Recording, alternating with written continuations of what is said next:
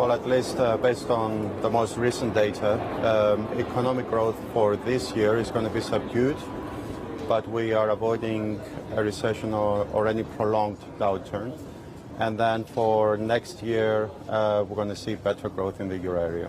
How do you see the balance of risks right now? Because, again, we're sitting here in annual meetings, we talk about a multiplicity of shocks, more structural shocks to do with productivity challenges, competitive challenges, but then you also have shocks like geoeconomic fragmentation, the flaring up of geopolitical risks as well, the spike in energy prices, and there are a lot of things happening at once. How do you synthesize it together when you think about the growth outlook?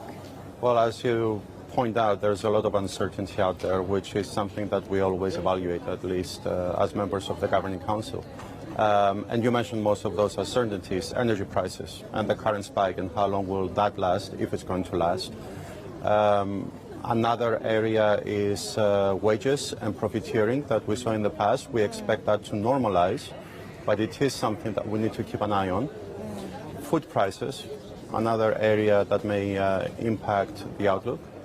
And then on the other side, in terms of downward risks, we need to see whether, because there is still a lot of transmission of our monetary policy in the pipeline, on the basis of the existing decisions that have been made already, whether the demand will be impacted further, what's going to happen with China, the geopolitical situation that is still just starting now, and we need to see how that unfolds. So a lot of uncertainty around. Yeah.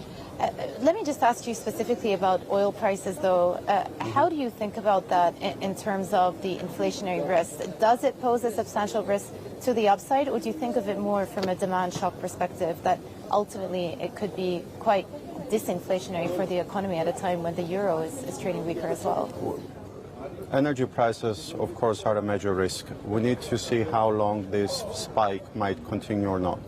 And I think this depends on the geopolitical developments and the military situation that's happening now in the Middle East. Hopefully, firstly, for the sake of the civilians, it's contained and it doesn't last. But if we look at it from an economic perspective, that will also have implications on the oil prices.